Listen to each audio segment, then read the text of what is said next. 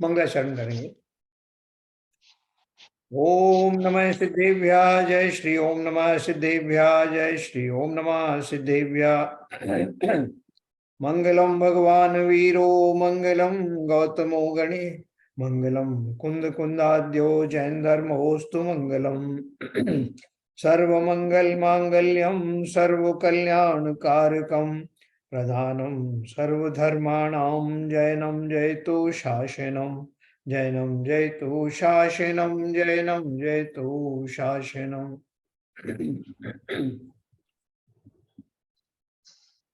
ज्ञाननव ग्रंथ के कषाय की निंदा वाला जो अध्याय है वो हम पढ़ रहे हैं। ग्रंथ के रचयिता हैं शुभचंद्राचार्य और कषायों में सबसे पहले पढ़ने वाला कषाय जिससे हम सब लोग परिचित हैं। अभी आप देखो बाकी के जो जितने भी धर्म हैं उन सब में भी जब कषायों की बात करते हो तो इतने स्पष्ट रूप से बाकी कोई कषाय किसी के समझ में आती नहीं। जैन धर्म में तो काफी विस्तार से वर्णन किया है सभी कषायों का, लेकिन बाकी जन समुदाय क्रोध कषाय से तो परिचित है। तो सबसे पहले क्रोध कषाय जो कि अन्य कषायों की मौजूदगी में प्रकट होता है। जो लक्षण है उस लक्षण को कैसे समझा जाए। और अपन जगह जगह पढ़ते हैं क्रोध नहीं करना चाहिए, क्रोध बड़ा बुरा होता है, इसमें भी बहुत सारी चीजें आएंगी, लेकिन जो क्रोध है उसको रोका कैसे जाए, वो किस बेसिस पर रुक सकता है। खाली ये सोचने से कि मुझे क्रोध नहीं करना, क्या वो रुक जाएगा या उसकी जड़ तक जाना पड़ेगा। तो अपन ये सब बातें आज पढ़ेंगे।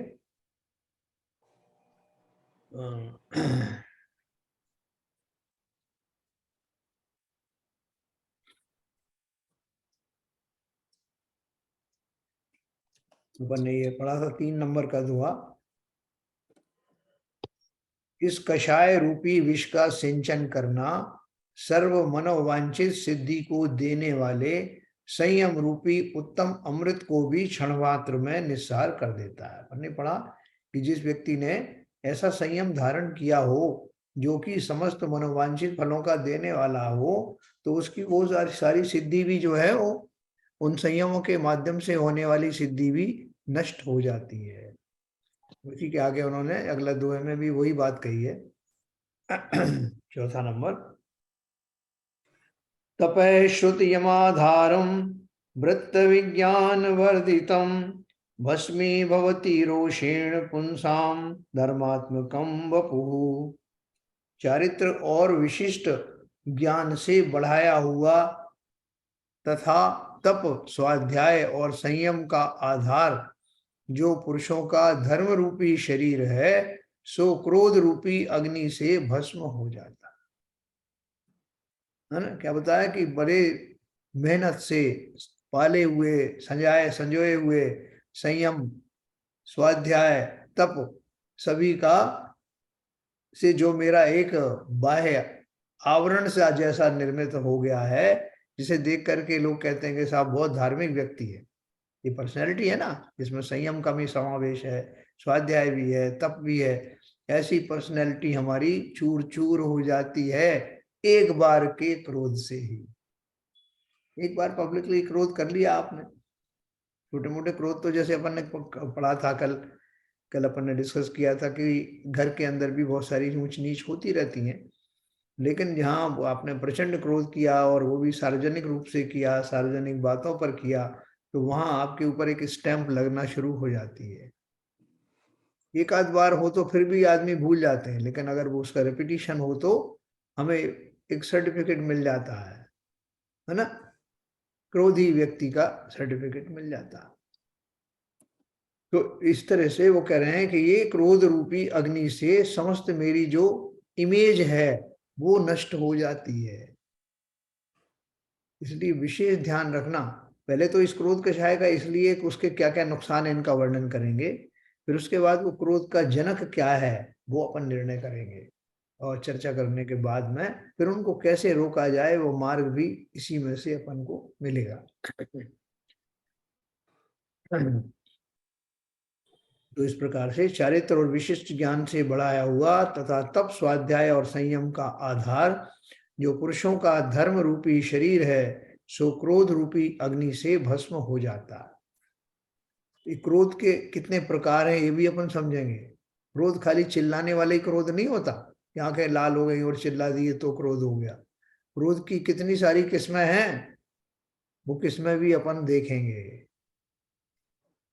5वां नंबर है अयम समुत्थितः क्रोधो धर्म सारम सुरक्षितम निर्दहत्येव निशंकम शुष्क कारण्यमिवानल है। प्रकट हुआ यह क्रोध सूखे वन को अग्नि के समान सुरक्षित धर्म रूपी सार कहिए जल अथवा धन को निसंदेह दग्ध कर देता है। क्या बोले कैसा है क्रोध? सूखे वन को, ऐसे सूखी लकड़ी हो जाती ना तो वो तुरंत आग पकड़ लेती, तो सूखे वन को अग्नि के समान सुरक्षित धर्म रूपी सार कहिए जल अथवा धन को निसंदेह दग्ध कर देता है। वो बोल रहे हैं अग्नि के समान तो यह क्रोध है, और जो धर्म आदि रूपी जो जल है वो भी बेकार हो जाता है। उससे बुझती नहीं अग्नि, वो निस्सार हो जाता है, वो जल ही उड़ जाता है, जल ही भाप बन के उड़ जाता है। तो उस अग्नि का शमन कैसे करूं? प्रकट हुआ यह क्रोध सूखे वन की अग्नि के समान सुरक्षित धर्म रूपी सार कहिए जल अथवा धन को निसंदेह दग्ध कर देता है। मालूम पड़ा मैंने बहुत सारी बाल्टियों में पानी भर के रखा था, कभी कोई आग लग जाए तो उससे ये जंगल की आग को बुझा दूंगा, लेकिन प्रचंड अग्नि के सामने वो बाल्टियों में रखा हुआ जल भी वाष्पीकृत हो गया। अब किससे बुझाऊं? जो संयम आदि थे जिनसे उनका शमन किया जा सकता था, वो तो पहले ही जा चुके हैं इस तीव्र क्रोध के प्रभाव से। आगे बोलते हैं 6वां नंबर पूर्वमात्मानमेवासौ क्रोधांधो दहति ध्रुवम पश्चादन्यन्यवालोको विवेक विकलाशय है। क्रोध से अंधा हुआ विवेक रहित यह लोक प्रथम तो अपने को निश्चय करके जला देता है, तत्पश्चात दूसरों को जलावे अथवा नहीं जलावे, पहले अपने समीचीन परिणामों का घात तो कर ही लेता है ना। ऊपर स्क्रॉल कर दीजिए सर। ये बात अपन ने कितनी बार जो है इस बात को पढ़ा है कि अग्नि जो है जहां पर रखी जाती है सबसे पहले उस स्थान को जलाती है, उसके बाद में कहीं किसी और को जलाए तो वो बाद में होता है, लेकिन पहला काम तो तभी हो जाता है जब अग्नि जहां रखी जाती है वो स्थान तो गर्म या दग्ध हो ही जाता है। उसी प्रकार से जीवों के हृदय में उत्पन्न होने वाली क्रोधाग्नि स्वयं ही अपने आप को पहले जलाती है, तब कहीं बाहर जाकर के उसकी बौछार नजर आती है। नहीं तो पैदा हुई होगी ना वो क्रोधाग्नि, तो वो जिसके परिणाम बाहर में दिखाई देते हैं सबसे पहले वो स्वयं को दग्ध करती है, स्वयं का विवेक बुद्धि हर लेती है, स्वयं जो करने वाला उसकी समस्त संयम आदि नष्ट हो जाते हैं, और उसके साथ साथ शारीरिक रूप से भी अगर देखें तो उसकी केमिस्ट्री शरीर की बदल जाती है। क्रोध से फुंकारता हुआ व्यक्ति उस समय नाग की तरह आचरण करता है, और उसका जो विष उत्पन्न होता है उससे स्वयं के ही शरीर में बहुत सारे अहितकारी परिणाम प्रकट होते हैं। तो ये अपन पर पढ़ा कि दूसरों को जलावे या न जलावे। कई बार क्रोध ऐसा भी होता है कि साहब मेरे अंदर क्रोध तो बहुत आया उस व्यक्ति का, मगर मैंने लोक लाज के कारण कुछ कहा नहीं, और भी दूसरी जो है मेरे ऊपर प्रेशर थे इसलिए मैंने कहा नहीं, लेकिन मुझे बहुत क्रोध आया और आज तक वो क्रोध भरा हुआ है। तो किसका नुकसान हो रहा है? अंदर ही अंदर धधक रहा हूं मैं, ज्वालाएं जल रही हैं, वो शांत हो नहीं रही हैं। क्यों? क्योंकि उसका जो सोर्स है, जो कारण है, जो अन्य कषायें हो सकती हैं वो तो अंदर में भली भांति विद्यमान है, उसी से निकल निकल करके वाष्प आ रही। जैसे आपका ये होता है ना, कपूर होता है, पिपरमेंट होता है, जो एवोपरेशन वाली जो चीजें होती हैं, वो सब समय समय पर उनसे वाष्प निकलती रहती।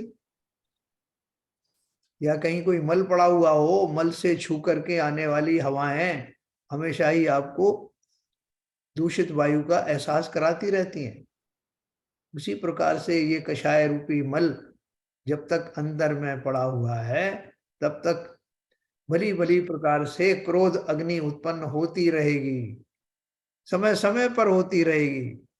वो दबी हुई है, निकली तो कभी है ही नहीं। निकलने समय तो उसके तीव्र परिणाम होते हैं जो देखने में आते हैं, लेकिन क्रोध तो हमारे अंदर विद्यमान ही है। सबसे बड़ा क्रोध क्या है? स्व के प्रति। बोले क्या बात कर रहे हो? स्व के प्रति तो लोग प्यार करते हैं, स्व से तो।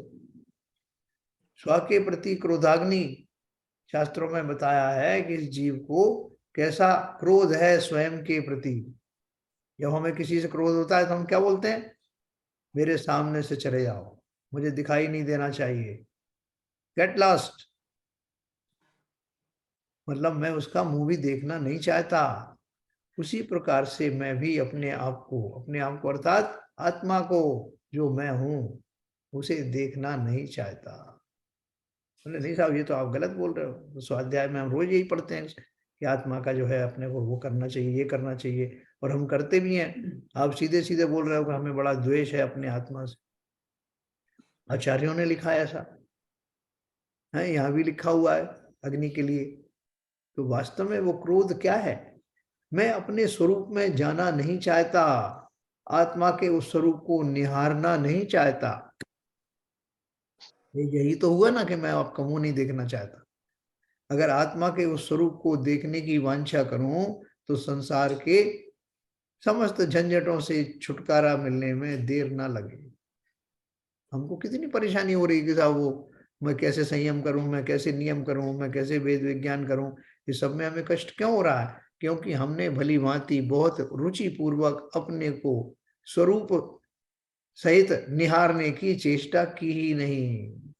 बोले साहब घर के कामों से फुर्सत मिले तब तो ये करें, आप तो फालतू की बात लेके बैठ गए। काहे की आत्मा?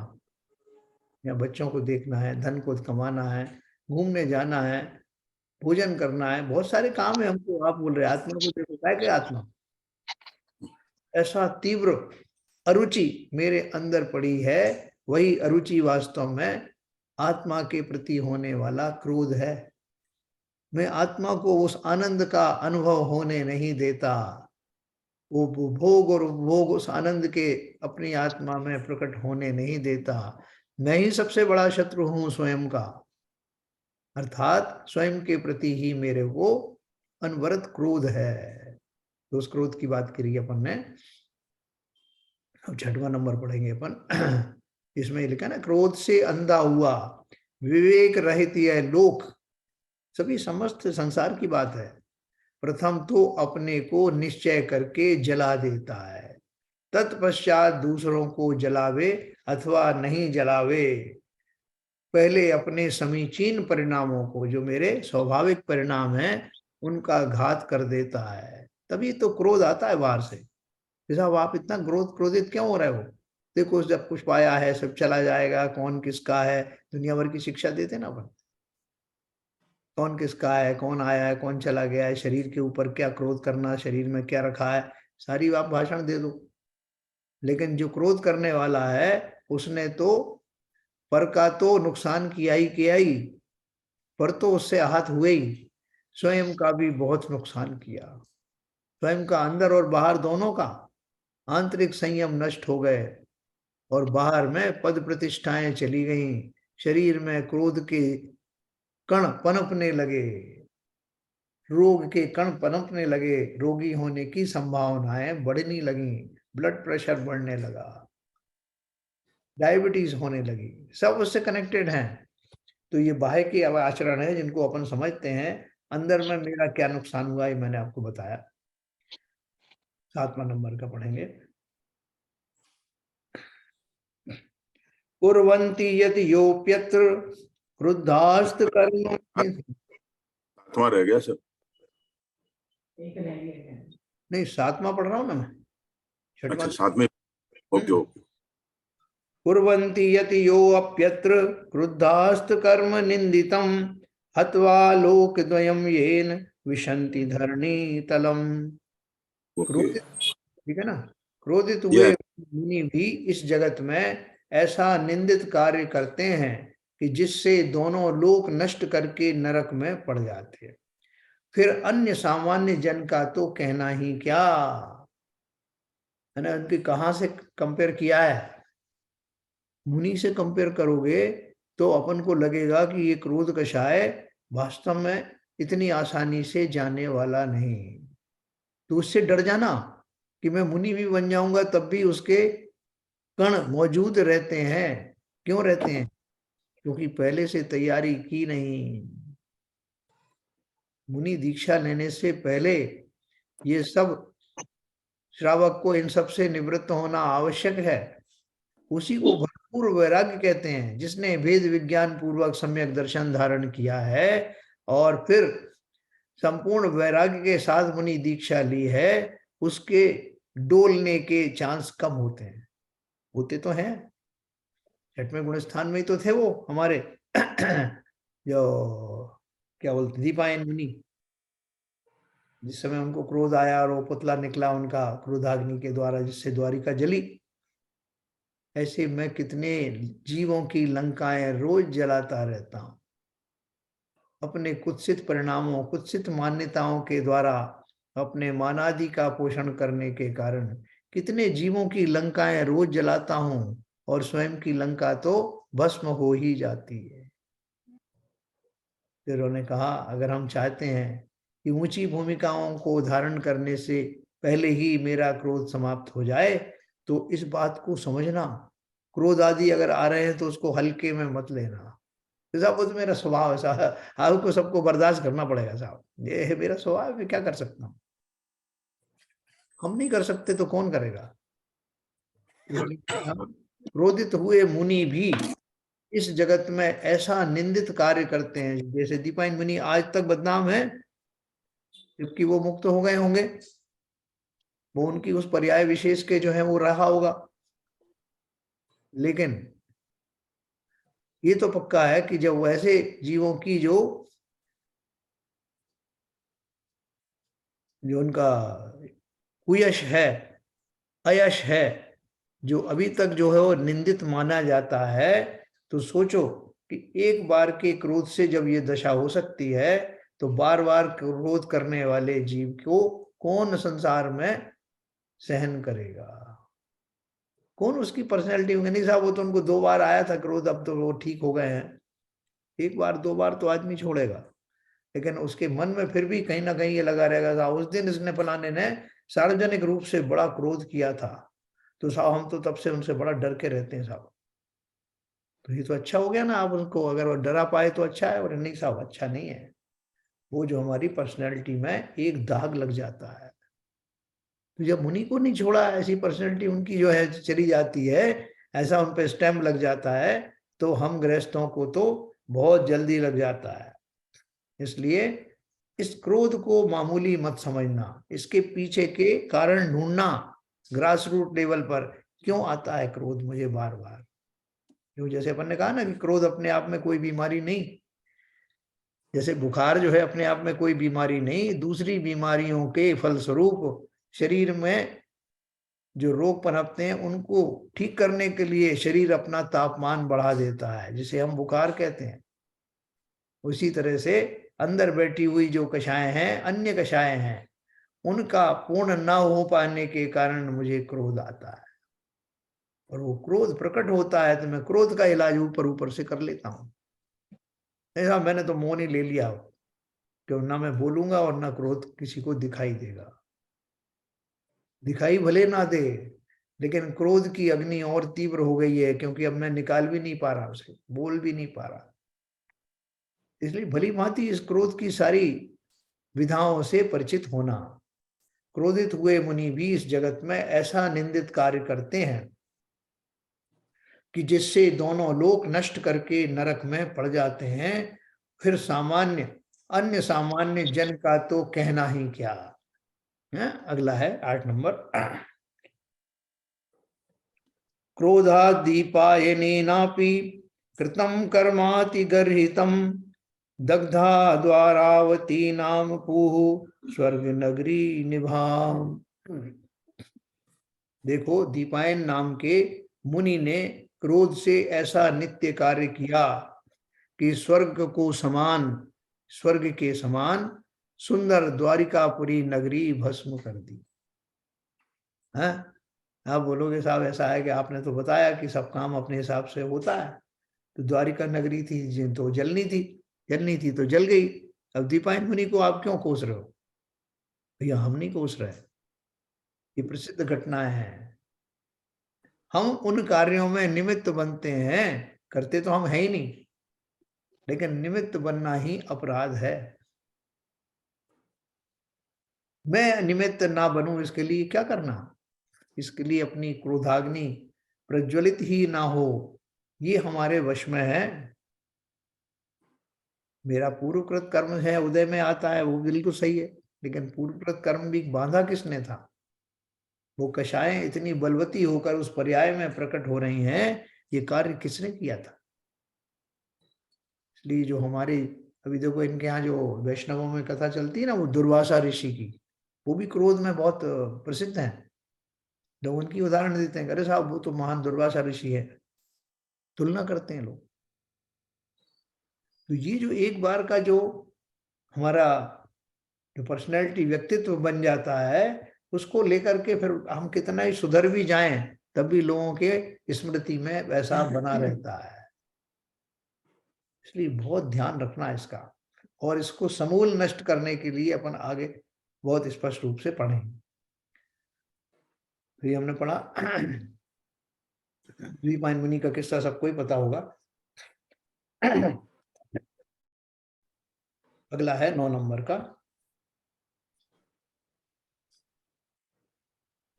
लोक द्वय विनाशाय पापाय नरकाय च स्वपरशापकाराय क्रोधय शत्रु शरीरिणाम। जीवों के क्रोध रूपी शत्रु, हाँ,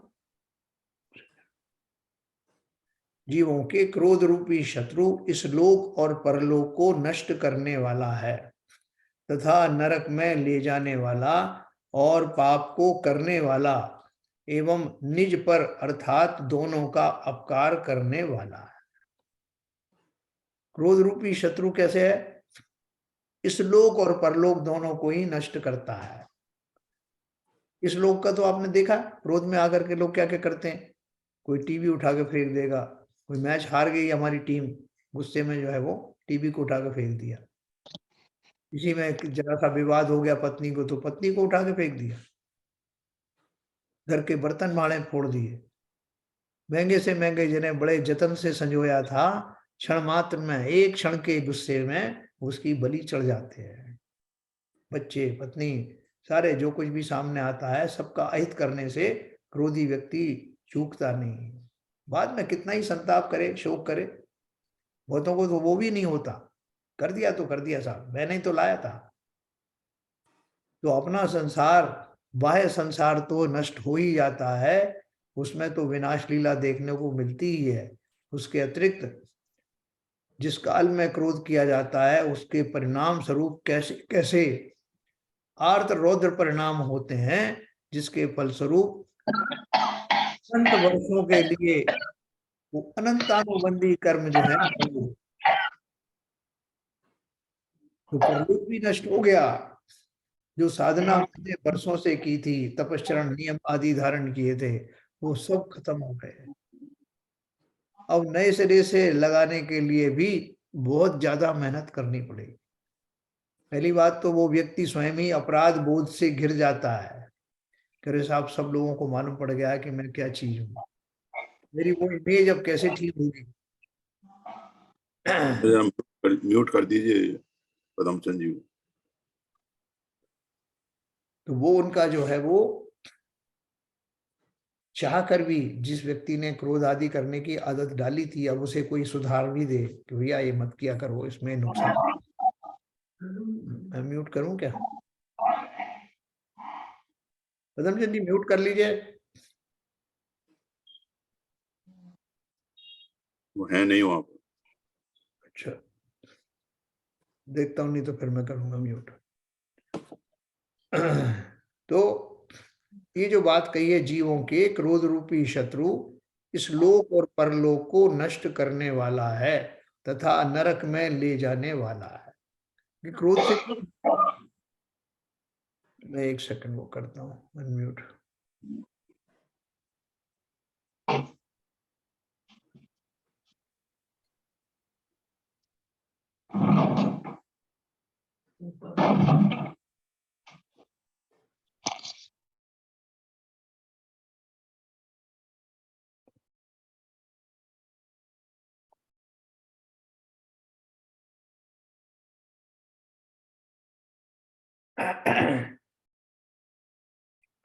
ये कषाय रूपी नदेवो।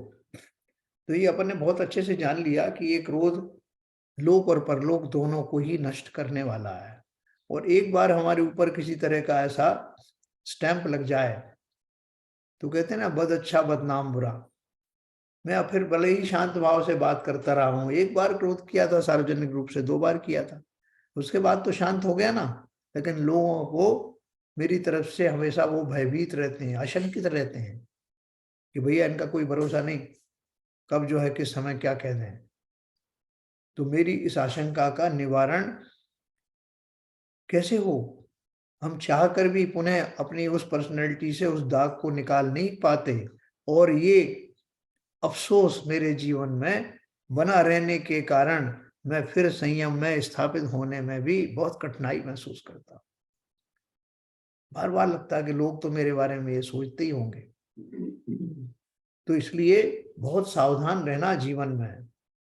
अगर मेरे अंदर ऐसी खोटी प्रवृत्तियां आ गई हैं, वैसे तो संसार के समस्त जीव 99% जीवों को ये क्रोध आता है, लेकिन जो 1% 2% जो जीव बचते हैं, वो इसको भली भांति इसका विश्लेषण करने के बाद इस कंक्लूजन पर आते हैं, निर्णय पर आते हैं कि मेरे द्वारा किया हुआ क्रोध का कोई बेस नहीं है, कोई उसकी फाउंडेशन नहीं, बिना बात के सिर्फ कषायों की बुनियाद पर खड़ा हुआ यह क्रोध मेरा और समस्त जीवों का अहित ही करने वाला है।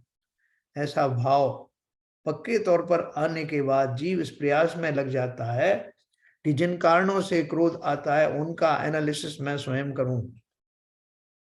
बोले साहब, एनालिसिस करता हूं तो मुझे मालूम पड़ता ही है कि फलाना ठीक नहीं है, मेरी पत्नी ठीक नहीं है, मेरे बच्चे ठीक नहीं है, आसपास के लोग ठीक नहीं। कर लिया मैंने एनालिसिस और मैं इस निर्णय पर पहुंचा कि कोई भी ठीक नहीं है, तो फिर तो क्रोध करूं ना।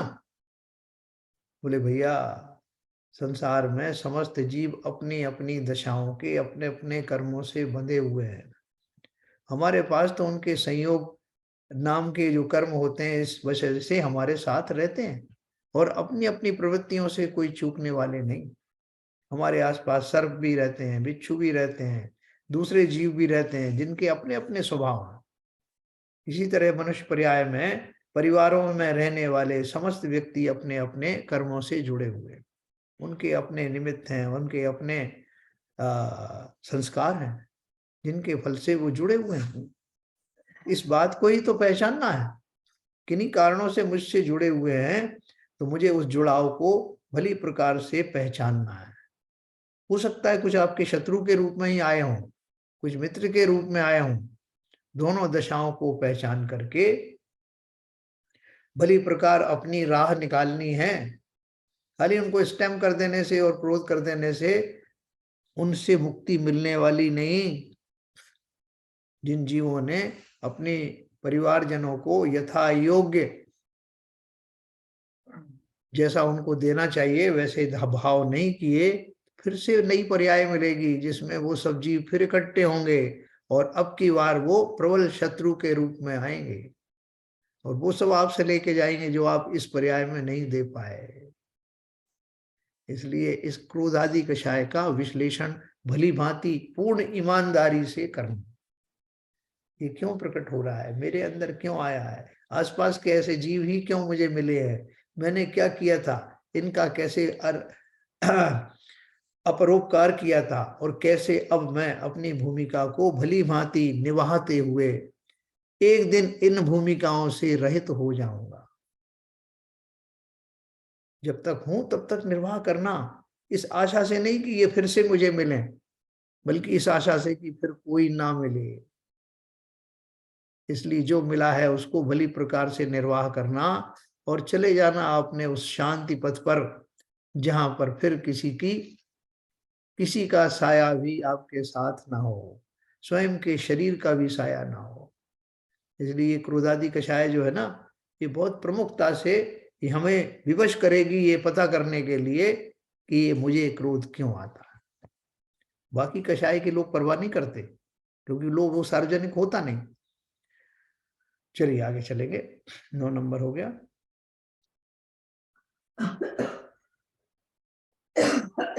नरक में भी ले जाने वाला है ये। कैसे पता नरक में ले जाता है? क्योंकि सबसे ज्यादा क्रोध कषाय कहाँ पाई जाती है? नारकियों। तो नारकियों में क्रोध कषाय के कारण ही तो एक दूसरे पर इतना प्रहार करते हैं, और कितने दिन तक करते हैं। देती सागर तक 7वां नरक की आयु होती। निरंतर यही चलता रहता, वहां एक क्षण के लिए फुर्सत नहीं, भाई साहब जरा पानी तो पी लूं ना, फिर प्रहार कर लेना। किसी फुर्सत है वहां पानी पीने की, होता ही नहीं पानी। तो चलो आगे चलते हैं, 10वां नंबर।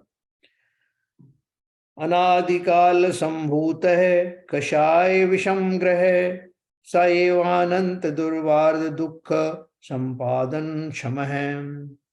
यह कषाय रूपी विषम ग्रह अनादिकाल से इस प्राणी के पीछे लगा हुआ है, और यही अनंत दुर्निवार दुखों को प्राप्त कराने में समर्थ है ना। कषाय रूपी विषम ग्रह, बीच बीच में उन्होंने लाइन में सारी कषायों को संकलित करके एक साथ कह दिया है। हालांकि प्रमुख रूप से हम पहले क्रोध कषाय के बारे में पढ़ रहे हैं। यह कषाय रूपी विषम ग्रह, ग्रह लग जाते हैं ना, राहु लग गया, केतु लग गया, लोग कहते हैं साहब ग्रह लग गए, तो इससे बड़ा ग्रह कौन हो सकता है? ये कषाय रूपी विषम ग्रह अनादिकाल से इस प्राणी के पीछे लगा हुआ है, और यही अनंत दुर्निवार दुखों को प्राप्त कराने में समर्थ है। एक क्रोध से, देखो दूसरी जो कषाय हैं जो ढकी हुई हैं, जिनका वर्णन अपन आगे करने वाले हैं, उनसे इतनी जल्दी लोगों को पता नहीं चलता। लेकिन क्रोध आप अपने बॉस के से क्रोध करके देख लो क्या होगा, अपनी पत्नी से, अपने बच्चों से करके देखो क्या होगा। बोलते हैं बुढ़ापे में लोग सुधर जाते हैं साहब।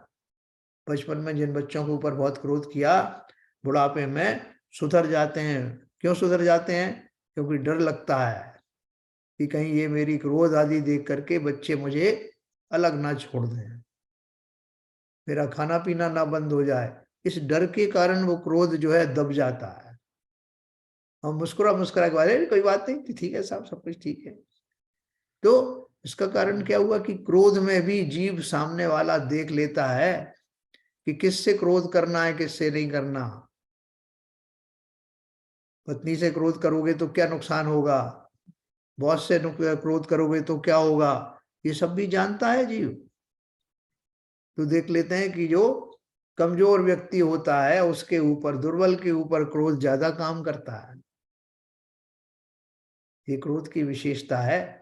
सामने वाला अगर सक्षम है तो शांत हो जाता है। एक पहलवान ने किसी को एक चपत लगा दी, तो उसने बोला आपने ये चपत जो है जानबूझकर लगाई है या ऐसे ही मनोरंजन के लिए? उसने बोला जानबूझ के लगाई है।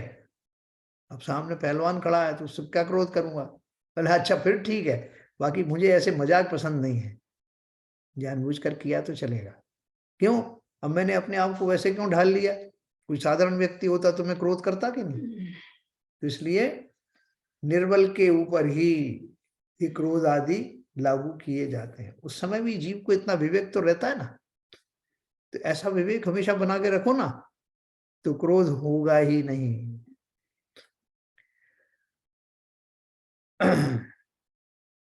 मैं आपको एक और पढ़ूंगा, उसके बाद बंद करेंगे। आज एक मीटिंग है इनकी, ट्रस्टीज की स्पेशल मीटिंग है, जिसमें मंदिर निर्माण संबंधी बहुत चर्चाएं होने वाली हैं। तो मैं एक दोहे के बाद समाप्त करूंगा। 11 नंबर। तस्मात् प्रशम्मालम्ब्य क्रोध बैरी निर्वायर्तम जिनागम महाम्भोगीरवगाहश्च सेव्यताम।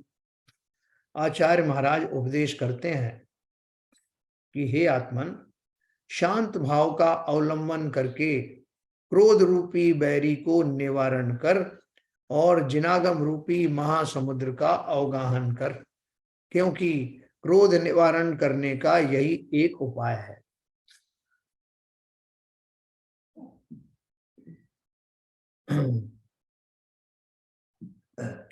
आचार्य महाराज को उपदेश देते हैं कि हे आत्मन, शांत भाव का अवलंबन करके क्रोध रूपी वैरी को निवारण कर और जिनागम रूपी महासमुद्र का अवगाहन कर, क्योंकि क्रोध निवारण करने का यही एक उपाय है। देखो, ये उपाय जो उन्होंने बताया ये भी ऊपर ऊपर का उपाय है, शायद बीच में इंटरनेट चला गया था।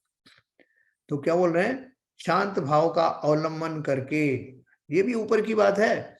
अपन किसी से कहें भैया क्रोध मत किया करो, क्रोध बुरी बात है, ये कहते नहीं, मात्र से क्रोध जाने वाला नहीं है। शांत भाव का अवलंबन करके क्रोध रूपी बैरी को निवारण कर और जिनागम की महासमुद्र का अवगाहन कर। ये उन्होंने एक संक्षेप में बताया कि जिनागम का अध्ययन अगर आपने किया, स्वाध्याय आदि किया, तो हमको सबसे पहले तो मालूम पड़ेगा कि मैं कौन हूं, भेद विज्ञान हो जाएगा।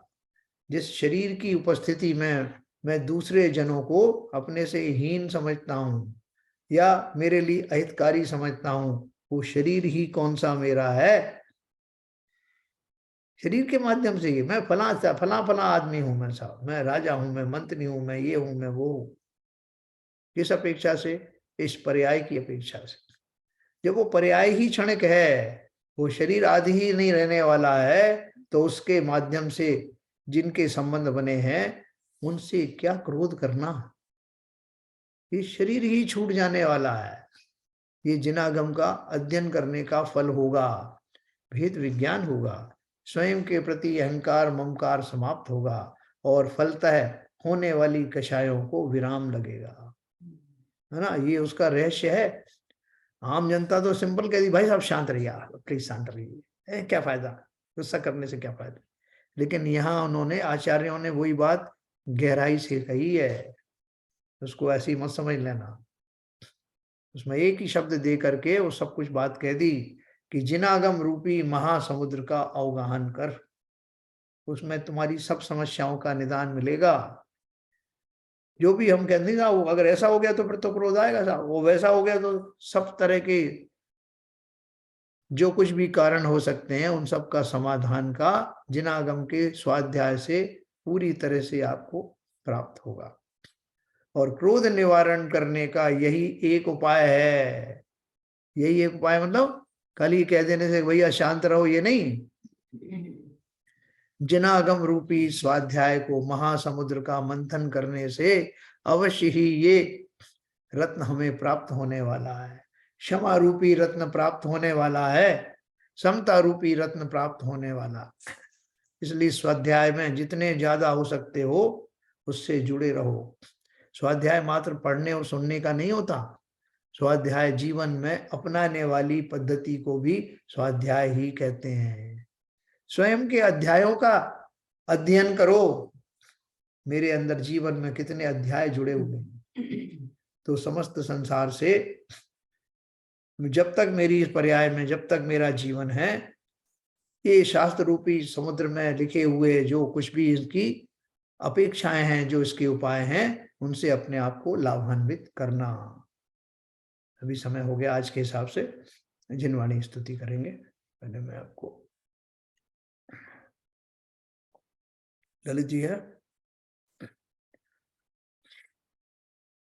एक सेकंड।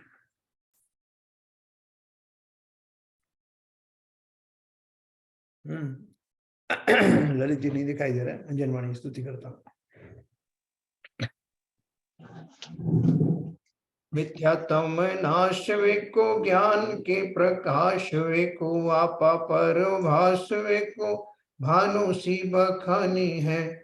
छाओ द्रव्य जान वेको, बंध विधि भान वेको, स्वपर पिछान वेको, परम प्रमानी है।